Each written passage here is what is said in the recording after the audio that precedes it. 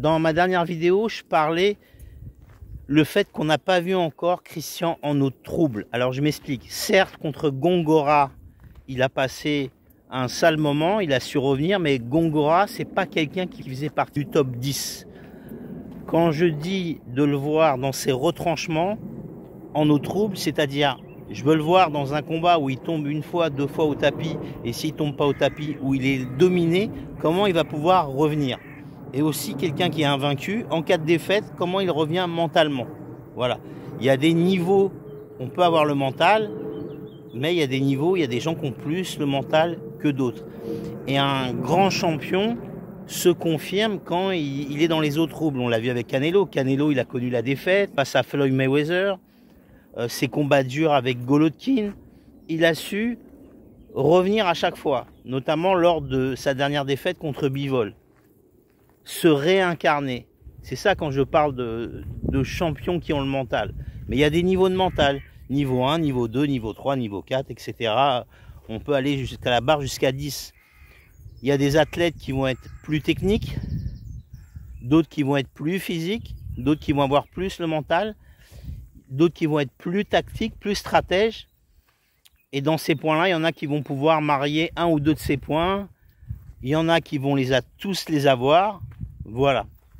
Donc c'est intéressant comme ça au niveau sportif de voir toutes ces qualités psychologiques en plus des qualités physiques, techniques et stratégiques comme je viens de dire.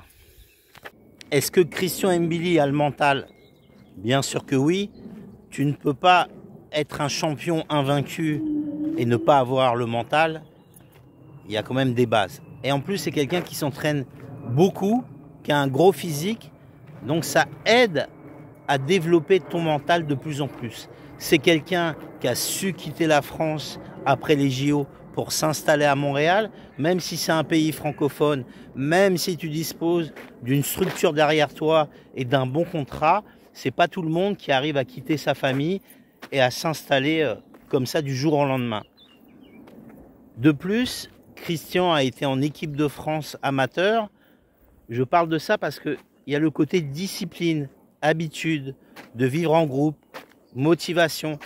Donc c'est pas une fin en soi d'être en équipe de France et de faire une grande carrière pro, mais en tout cas, c'est un point supplémentaire. Déjà, il a su gérer la pression de l'événement en combat vedette. Il y avait beaucoup d'attentes envers lui lors de ce combat.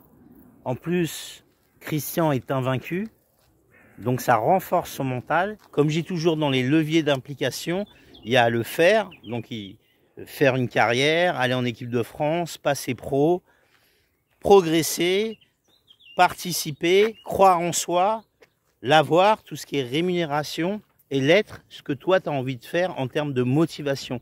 Et tout ça, ça accompagne un athlète à se développer.